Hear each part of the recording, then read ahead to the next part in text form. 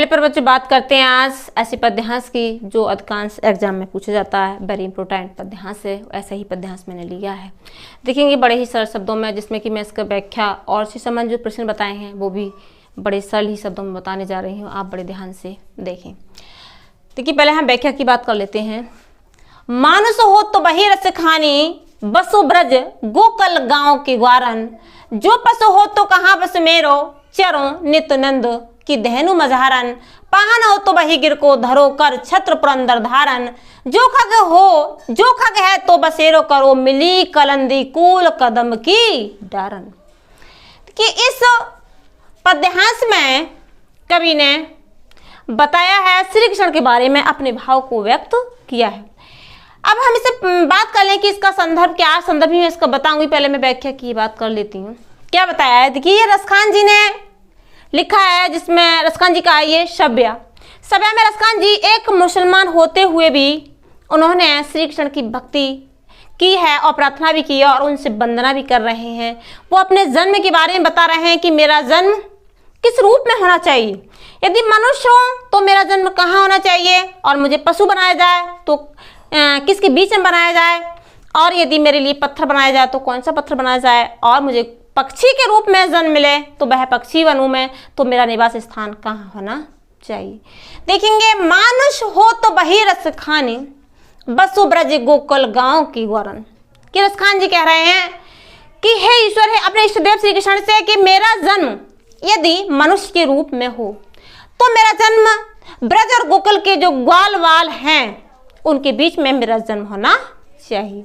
आगे कहा है उन्हें, जो पशु हो तो कहाँ बस मेरो, चरो नित्य नंद की धेनु मजर। अब कह रहे यदि मेरा जन्म पशु के रूप में हो तो मेरा कोई इसमें कोई बस नहीं है। फिर भी मेरी इच्छा ये है श्री कृष्ण जी से कि यदि मुझे पशु बनाया जाए तो क्या कौन सा पशु बनाया जाए, कि ऐसा पशु बनाया जाए जो कि मैं नंद बाबा की गांव के बीच में उनके साथ चलने जा सकूं। आगे कहा है, पाहन हो तो बही गिर को धर्यो कर, छत्र पुरंदर धारन। पाहन मीन्स होता है पत्थर। रसखान जी ने कहा है कि यदि मुझे पहाड़ बनाया जाए, मुझे पत्थर बनाया जाए, तो वो पत्थर बनाया जाए जब श्री कृष्ण ने उस बरसात को रोकने के लिए अपनी कन्नी उंगली पर उस पहाड़ को उठा लिया था, मेरे लिए वो पत्थर बनाया जाए। आगे कहा है, जो खगे हो तो बसेरो करो, मिली कलंदी कूल कदम की डर। और कह रहे यदि खग मीन्स पक्षी, यदि मेरा जन्म पक्षी के रूप में हो तो मेरा जन्म वहां होना चाहिए जो गंगा के किनारे कदम का जो वृक्ष है उस वृक्ष पे मेरा निवास स्थान होना चाहिए। कि ऐसे भाव रसखान जी एक मुसलमान होते हुए भी श्री कृष्ण के प्रति अपने भाव रखते हैं। वो उनको अपना इष्टदेव मानते थे और उनसे ही उन्होंने अपने भाव को इस तरह रखा है कि यदि मुझे मनुष्य बनाया जाए तो कहाँ बनाया जाए, और पशु बनाया जाए तो मुझे किसके मध्य बनाया जाए। मैं समझ सकती हूँ कि आपको व्याख्या ये समझ आई होगी। अब इससे प्रश्न देख लेते हैं, और यदि आपको लगता है कहीं भी कि कोई चीज़ समझ में नहीं आई है तो आप उसमें बता सकते हैं कमेंट में कि हमें ये चीज़ समझ में नहीं आई।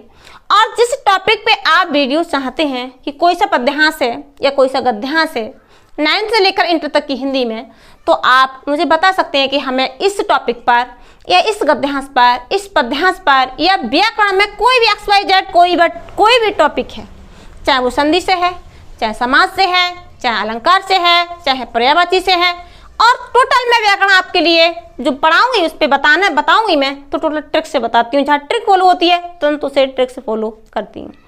अब देखेंगे हम प्रश्न, इसका प्रश्न पद्यांश का संदर्भ लिखिए। तो इसका संदर्भ है, प्रश्न पद्यांश हमारी पाठ्य पुस्तक हिंदी पद्य के शब्या नामक शीर्षक से अवतरित है या लिया गया है। इसके रचयिता रसखान जी हैं। उन्होंने कहा रेखांकित अंश की व्याख्या कीजिए। तो रेखांकित मैंने पूरे ही पद्यांश का बता दिया था, लेकिन उसने केवल कितनी लाइनें दी हैं, 2 लाइनें दी हैं, तो का ही पूछा है, मैंने पूरे का ही बता दिया, तो वही उसकी व्याख्या कर देंगे। आगे प्रश्न पद्यांश का काव्यगत सौंदर्य लिखिए। काव्यगत सौंदर्य का मतलब ये है, किसी को ये नहीं पता होगा कि काव्यगत सौंदर्य क्या होता है। काव्यगत सौंदर्य में हमें ये बताना होता है कि इस पद्यांश में कौन सी भाषा थी, कौन सा अलंकार था, कौन सा रस था, कौन सा छंद था। तो हम बात करें सबसे पहले भाषा ब्रज है। अगर हम रस की बात करें तो शांत रस है। शांत रस क्यों है? क्योंकि यहाँ पर रसखान जी श्री कृष्ण के प्रति भक्ति भाव की अभिव्यक्ति कर रहे हैं, जहाँ भक्ति भाव जैसी स्थिति आ जाती है, ऐसे भाव आते हैं, तो वहाँ हमारे अंदर शांत रस की अनुभूति होती है। अब बात करें हम कि इसमें छंद कौन सा है, तो छंद शब्या है। मैं समझ सकती हूँ कि आपको इस पद्यांश की व्याख्या समझ आई हो। आज के लिए इतना ही। अब मैं मिलती हूँ आपसे एक नेक्स्ट वीडियोस में। तब तक आप ध्यान रखेंगे अपना। ध्यान के साथ साथ आपका मेन टॉपिक क्या है वो बताना मैं भूल गई थी, बता रही हूँ आपके लिए कि यदि आप 10th क्लास के विद्यार्थी हैं, चाहे 9th के हैं, चाहे फर्स्ट इंटर किसी भी क्लास का कोई बच्चा है, तो सबसे मेन पॉइंट बच्चों उनकी लाइफ में उनका मेन पॉइंट ये है कि उन्हें सबसे ज़्यादा फोकस अपनी पढ़ाई पे होना चाहिए। कि आज बच्चों जो समय मिला है हमारे लिए, पढ़ाई अगर इस टाइम जो सब्जेक्ट या जो टॉपिक चल रहा है वो टॉपिक हमसे छूट गया, वो क्लास हमसे छूट गई, तो वो क्लास हमें दोबारा नहीं मिल पाएगी। क्या हम दोबारा हाई स्कूल में पढ़ेंगे, क्या हम दोबारा 9th में पढ़ेंगे, सब सीखेंगे। इसीलिए अपने समय की महत्व को, समय के कीमत के लिए भी समझें कि अपने टाइम को बर्बाद ना करें और अपना अधिक से अधिक समय आपको अपनी पढ़ाई पे लगाना चाहिए। इसी के साथ अब मिलती हूँ आपसे एक नेक्स्ट वीडियोज़ में। तब तक के लिए आप अपना ध्यान रखें, स्वस्थ रहें, मस्त रहें। Bye bye.